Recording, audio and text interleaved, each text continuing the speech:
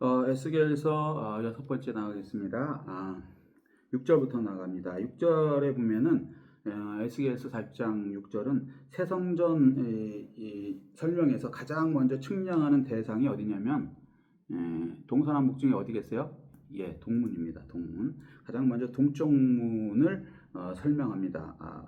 왜 그러냐면 이 길로 에스겔서 43장에 보면 예루살렘에서 떠났던 그 에스겔서 10장에서 11장에 너무 우상을 섬기니까 하나님께서 그들을 떠나시고 이제 바벨론으로 그 하나님의 사람들과 같이 오십니다. 그 다음에 바벨론에서 다시 예루살렘 성전을 지으시고, 그러니까 에스겔이 본 에스겔 성전이죠. 그러니까 예루살렘 성전이 다 무너진 14년 뒤에 에스겔이 성전을 보지 않습니까? 그 성전, 그러니까 미래의 성전에 이제 들어가시는 장면이 나옵니다. 예. 그래서 하나님이 들어오시는 문이기 때문에 이 문은 굉장히 중요한 문입니다. 그래서 동문으로는 사람들이 출입을 할 수가 없습니다. 물론 예외적으로 문에는 왜 우리도 남대문이 있고 남대문 옆에 쪽문이 있죠. 무슨 얘기인지 이해되세요? 그러니까 예외적으로 이렇게 나시나 뭐 이런 이 왕들 있죠. 군주들 원어적으로 나시죠. 그런 분들이 이렇게 필요에 따라서 잠깐 지나가는 수는 있지만 일반 백성들은 그쪽으로 올 수 없습니다. 그럼 일반 백성들은 어디로 그 에스겔 성전, 새 예루살렘 성전, 천년왕국 성전에 들어갈까요? 예, 동문이 아니고 위에 북문하고 남문을 통해서 들어갑니다.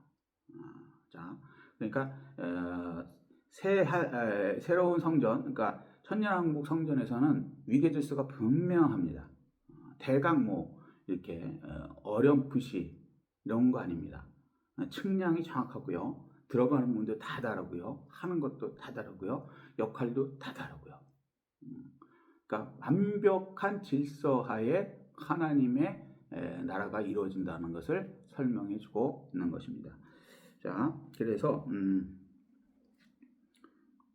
동문부터 시작해서 그 동문에 층계가 있어요. 이 층계가 7개거든요. 7개. 7개를 통해서 들어가는 것입니다. 들어가서 그게 이제 바깥들이 되고요. 그 바깥들에서 또 안뜰로 성전인들 또 들어가야 돼요. 또 들어가야 되는데 그 들어가려고 하는 그쪽에도 또 다시 큰 문들이 또 남문, 그 다음에 동문, 북문 3개가 또 있습니다. 그곳은 계단이 하나가 더 많은 8계단이 또 있어요. 8계단은 또 올라가서 들어가야 성전 안뜰로 들어갈 수 있습니다. 근데 성전 안뜰은 그러면 당연히 일반인들은 못 들어가겠죠. 그죠? 바깥뜰까지는 북문을 통해 이렇게 들어갔다가 남문으로 나오고 남문으로 들어갔다 북문으로 나오는데 성전 안뜰은 들어갈 수 없습니다. 그러면 성전 안뜰에 지성소와 성소는 누가 들어갈 수 있을까요? 그곳에 마당에 뭐가 있습니까? 번제단이 있습니다. 번제단이. 자, 그것까지는 너무 기니까 하여튼 그렇게 돼 있다고 일단 분명하게 성경은 위계질서와 어떤 질서가 정연한, 그리고 세속과 거룩함이 분명히 나누어지는 그 세상이 천년왕국이라고 말씀해 주고 계시는 것입니다. 여기서 착각하는 것이 우리가 대강 믿었기 때문에 천년왕국 자체도 천국이라고 생각하는 사람도 있어요. 그러니까 영원 천국이라고 생각하는 사람이 있어요. 아닙니다. 자, 그건 나중에 이제 우리 교회에 오시면 더 깊이 말씀드리겠지만 그게 아니고 천년왕국은 천년왕국이고 새 예루살렘, 카이논 예루살렘은 카이논 영원한 천국은 또 따로 있습니다. 그러니까 시간과 공간의 마지막이 천년왕국이고요. 자, 시간 공간이 언제 시작됩니까? 원래 영원 천국이 있죠. 시간 공간이 없었죠. 창세기 1장 1절 태초에 하나님이 천지를 만드시라. 베이트 바라 엘로힘. 여기서부터 시작되면서 창세기 1장 1절이 시작되면서 바라 없는 것에서부터 무에서 유를 만들어내는 메이드가 아닌 크리에이처 만들어내는 그것으로부터 시간과 공간이 생긴 것이고요. 그 다음에 맨 마지막에 시간 공간이 끝나는 것이 이 천년왕국 끝에 백보자 심판을 마지막으로 합니다. 그리고 그 다음에는 어떻게 돼요? 카이논의 세계, 영원 천국의 원래 세계의 어떠한 그거는 어떻게 우리 언어로는 설명이 안 되는 거죠. 왜? 우리는 시간과 공간을 없는 세상을 상상조차도 못합니다. 자, 마치 이런 거랑 똑같죠. 하나님이 너 지렁이 같은 야곱아 이렇게 얘기하시거든요. 자, 마치 지렁이가 우리와 같은 시간 공간에 살고 있지만 지렁이가 우리 아파트를 이해할 수 있습니까? 보여주면 이해가 될까요? 땅속에 흙만 먹고 사는 지렁이가 태양을 이해할 수 있을까요? KTX를 이해할 수 있을까요? 비행기를 이해할 수 있을까요? 어차피 봐도 모릅니다. 왜? 개념이 없으니까. 지렁이는 지렁이니까. 마찬가지로 똑같은 3차원의 세계의 시간 공간에 있고 피조물인데 인간과 지렁이 차이도 이렇게 큰데 이제 이 시간과 공간의 사이와 영원의 시간인 카이논의 세상은 완전히 다른 겁니다. 그래서 우리가 속지 않아야 될 게 영원 세상을 갔다 왔다 하는 분이 말하는 것들이라든가 이런 것이 이 시간 공간에 관련된 어떠한 막 그런 것처럼 얘기하는데 그건 그분이 착각했든가 아니면 잘못 보고 온 겁니다. 성경은 그렇게 얘기해요. 카이논은 어제가 오늘 같고 천년이 하루 같고 이게 어떻게 개념이 잡힙니까? 안 되죠. 그래서 하여튼 그 부분은 나중에 또 말씀드리겠습니다. 그 부분은 약간의 맛은 이제 계시록 21장, 22장에 이제 그 맛을 보여주는데 지금 우리의 이 수준으로 생각하시면 안 된다고 말씀드리겠습니다. 자, 그래서 말씀이 잠깐 빗나가긴 했지만 분명한 하나님의 이런 그 계획하에 가고 그것은 실수가 없고 우연히 이루어지는 거 하나도 없고 다 측량되고 그 다른대로 다 뭐 밖에는 7계단, 안에는 8계단 정확하게 탁탁탁탁 돼 있고요. 무슨 사이즈는 어떻게 돼 있고 다 정확하게 되어 있습니다.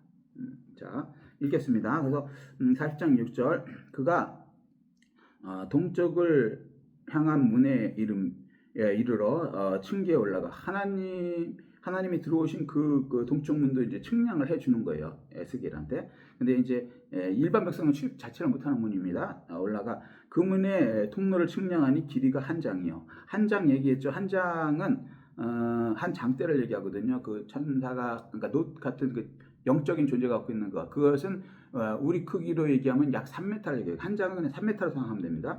길이가 3m요. 그 문쪽 안쪽 통로와 길이도 한 장 때문에 3m, 3m로 이렇게 되어 있다라고 말씀을 하고 계시는 거예요. 자, 이렇게 자꾸 구체적으로 숫자를 넣는다는 건 팩트라는 거예요. 감각이 확실하게 이거 진짜구나라고 받아들이는 거예요. 자, 그래서 처음에는 영적인 그 성전의 가장 처음은 뭐냐면 동문, 여호와의 문, 예수 그리스도를 통한 문으로부터 시작돼서 영적인 그 다음에 끝나는 건 아니 준비 올라가는 단계가 있어요. 7계단. 그러니까 히브리서에 그 얘기하잖아요. 너희가 맨날 젖만 먹고 단단한 음식을 안 먹으면 되겠느냐고 사도 바울이 막 히브리 사람들한테 혼을 내는 장면이 나옵니다. 그게 무슨 얘기냐? 구원만 돼갖고 맨날 예수 복음 그 죄에서 사해진 복음 맞죠? 그건 태어나는 거예요. 잉태 번너긴 다시 태어나고 그 다음에 뭐예요? 성장회의죠. 우리도 애가 태어나면 맨날 똥 싸고 기저귀 차고만 100살까지 살면 어떻게 합니까? 못 일어나고 기어다니지도 못하면 안 되죠. 일어나서 성장하고 넘어지기도 하면서 점점 몸도 크고 마음도 크고 성장을 해야지. 그게 성화 과정이라는 겁니다. 그걸 통해서 더 나은 미래를 준비하는 것이죠. 아멘. 자, 그런 과정을 얘기하는 거예요. 그래서 동쪽 문으로 들어가는데 그 다음에는 7계단을 올라오는 그 영적인 준비 계단, 영적인 성장 계단이 있다는 것을 상징적으로 성전을 통해서도 성전 들어오는 그 과정을 이렇게 보여주고 계시는 것입니다. 자, 그래서 길이가 한 장대요. 문쪽 안쪽 통로의 길이도 한 장대이며 이렇게 얘기하고 계십니다.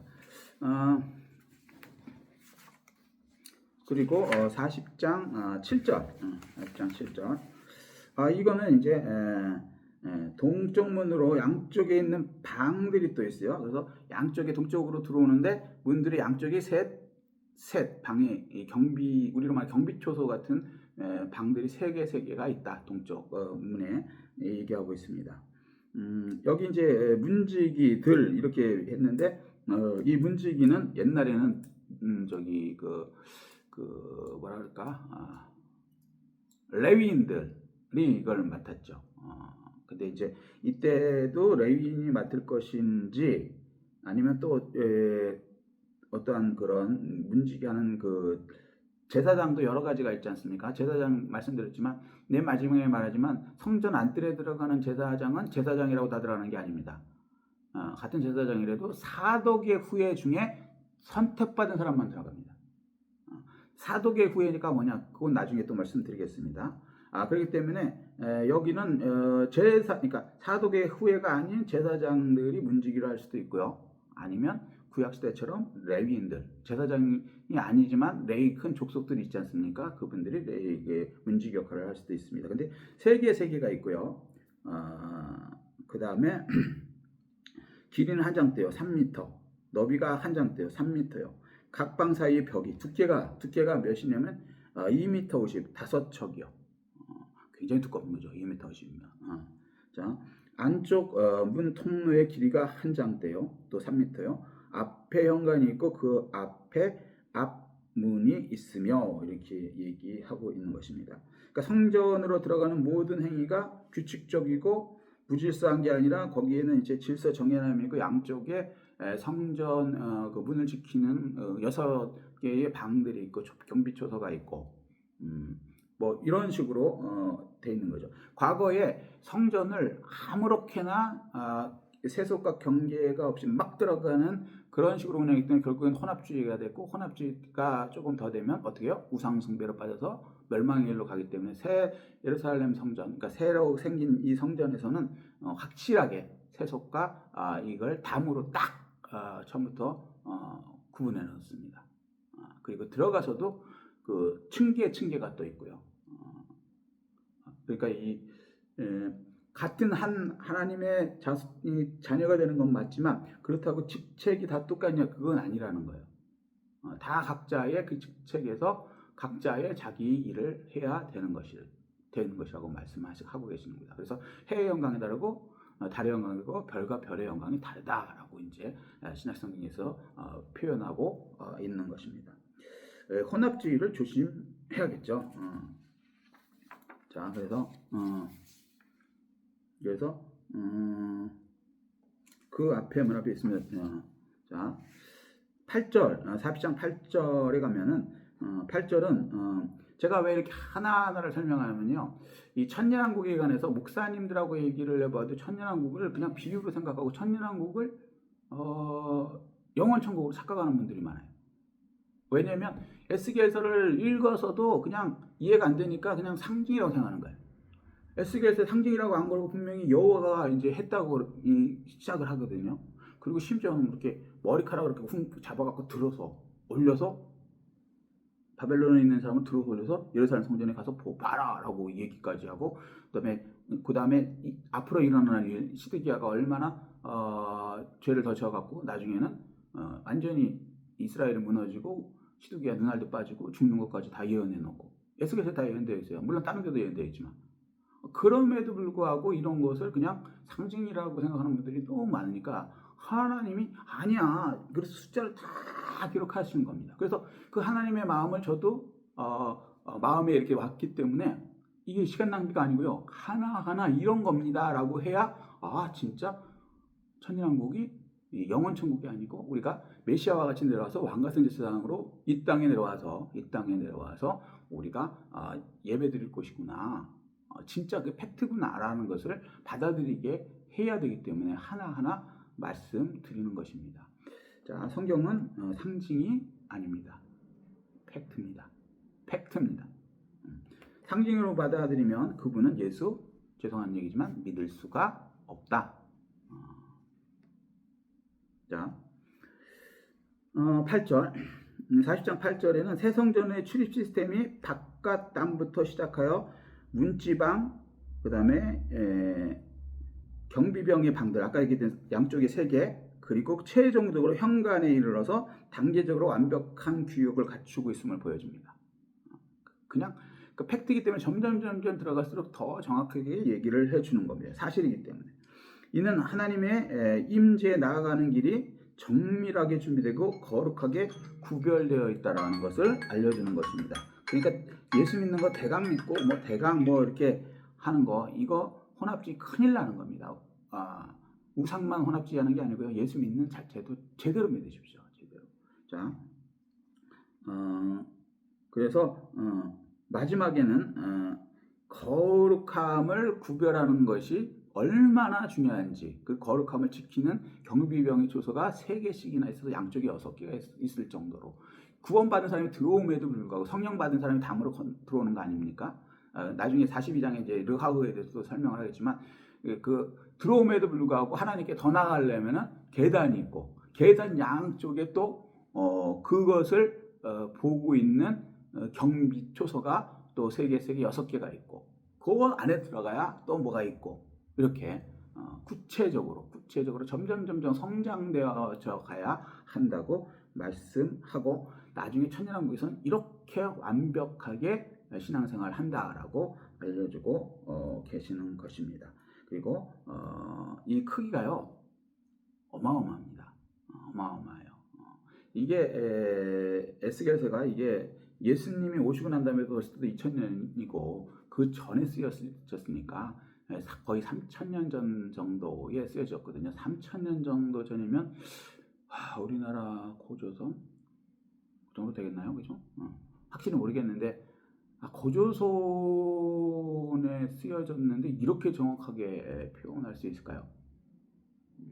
방이 몇 개고 층계가 몇 개고 뭐가 되어 있고 놀랍지 않아요?